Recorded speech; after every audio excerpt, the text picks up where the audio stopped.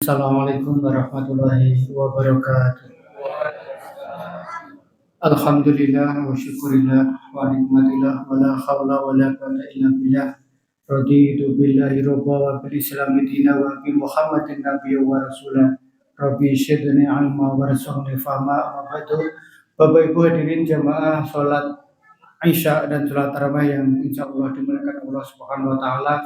Marilah pada malam hari ini kita perbanyak rasa syukur kita kehadirat Allah Subhanahu wa taala karena berkat limpah nikmatnya, utamanya nikmat iman, Islam dan kesempatan sehingga kita masih diperkenankan untuk dapat hadir di Masjid Ar-Rahim ini dalam keadaan sehat walafiat. Salawat serta salam semoga tetap terlimpahkan kepada junjungan Nabi besar kita baginda Muhammad Rasulullah Sallallahu Alaihi Wasallam, kepada keluarganya, kepada para sahabat-sahabatnya, dan kepada kita sekalian selaku pengikut Rasulullah yang insya Allah menantikan syafaatnya di hari akhir nanti. Bapak Ibu yang kami hormati, mari kita pergunakan waktu kita ini sebelum kita diberikan kesempitan oleh Allah Subhanahu wa taala.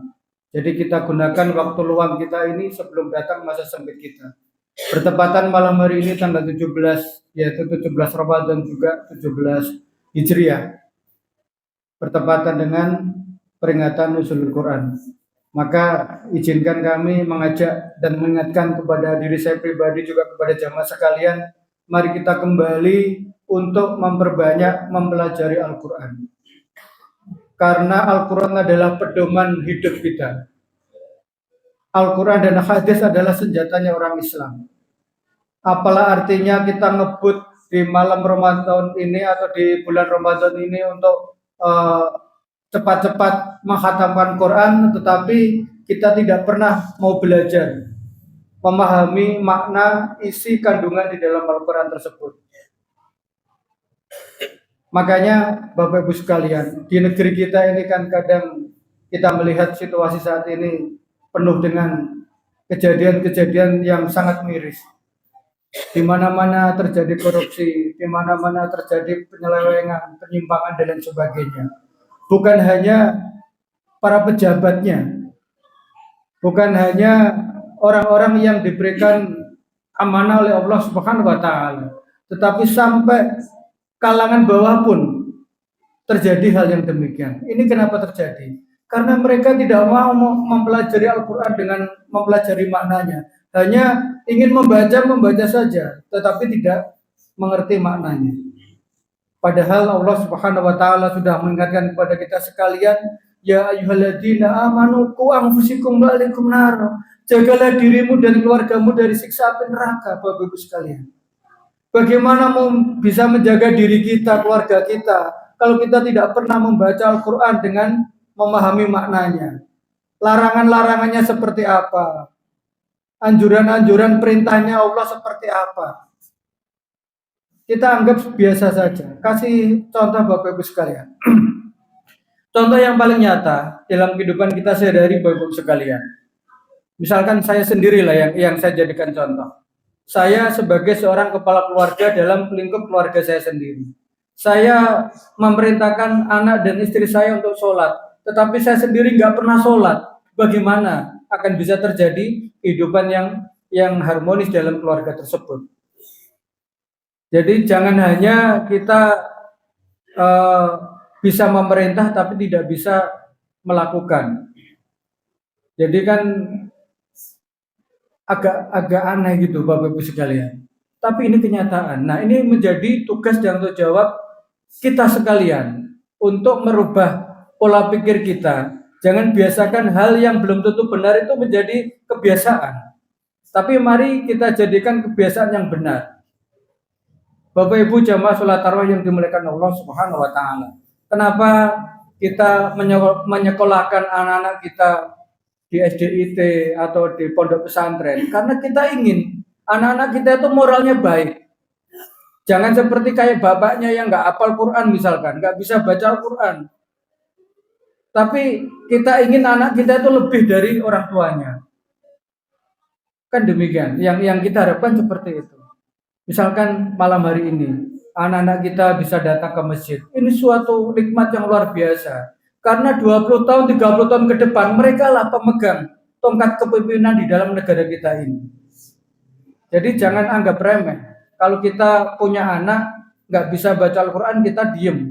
Nggak ada aksi, nggak ada usaha. Bagaimana supaya anak kita itu memahami agama Islam ini dengan sebaik-baiknya.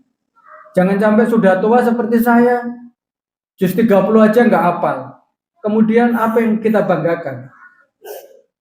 Bukan masalah hafal dan tidaknya, tetapi kembali kepada etika tadi, kepada tanggung jawab moral kita sebagai orang tua. Di bulan Ramadan kita selalu mendengar para ustadz, para penceramah mengajak kita untuk berbondong-bondong ke masjid, untuk memperbanyak ibadah-ibadah baik yang wajib maupun yang sunnah.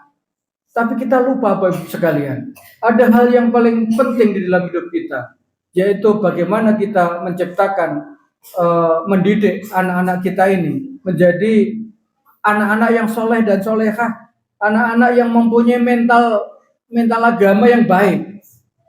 Jangan kita ajak ke masjid, tapi kita tidak mau mengarahkan.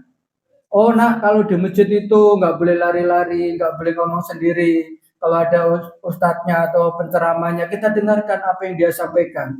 Insya Allah dengan pelan-pelan anak kita bisa menerima pemahaman tersebut. Tetapi kalau kita lepas, tidak pernah kita ingatkan, yang penting datang ke masjid aja lah. Bukan demikian Bapak Ibu sekalian. Jadi mendidik anak itu dimulai dari keluarga kita dulu. Bagaimana lingkungan keluarga kita. Dengan demikian Bapak Ibu sekalian, mungkin 10 tahun, 20 tahun ke depan, kondisi negara kita ini seperti apa? Wallahu a'lam, kita nggak pernah tahu. Tetapi yang terpenting adalah bagaimana kita menciptakan generasi muda yang Islami. Generasi muda yang penuh dengan tatanan ilmu-ilmu agama. Jangan hanya kita memikirkan dunia, tetapi kita lupa kepada ilmu akhirat. Hakikatnya hidup ini di dunia ini kan jembatan kita menuju kematian. Kita pergi ke suatu tempat saja Bapak Ibu sekalian, kita membutuhkan bekal. Baik itu uang sakunya, baik itu transportasinya dan lain sebagainya. Demikian juga kita sebelum dijemput oleh malaikat maut yang akan membawa kita ke negeri akhirat itu, ke alam kubur, kita juga harus menyiapkan bekal kita. Sebaik-baik bekal adalah takwa. Sering kita dengar itu, tetapi itu hanya angin lalu saja bagi orang-orang yang tidak pernah memikirkan kematian.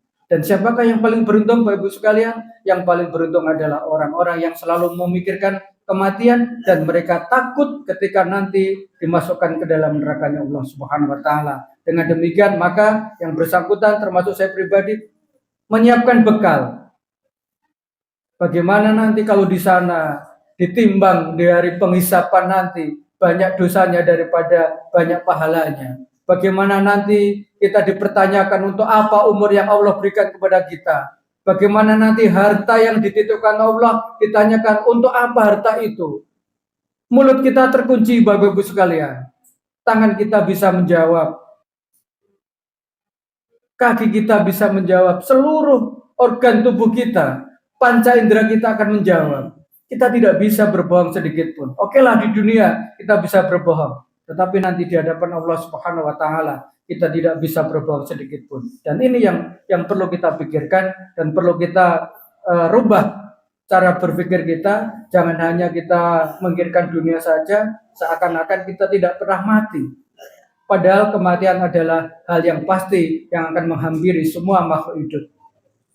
Ini Bapak Ibu sekalian, mudah-mudahan sedikit ini memberikan renungan kepada kita sekalian, mengingatkan kepada diri saya pribadi dan keluarga saya, sehingga kedepannya di bulan suci Ramadan, insya Allah tahun depan kita bisa dipertemukan lagi oleh Allah, akan membawa kebahagiaan, akan membawa perubahan, bahwasanya saya ada peningkatan di dalam hal ibadah, hal yang mungkin orang lain anggap kecil, tetapi itu adalah sangat besar nilainya di hadapan Allah Subhanahu wa taala. Sekali lagi, mari kita saling mengingatkan hal kebaikan dan mari kita tidak pernah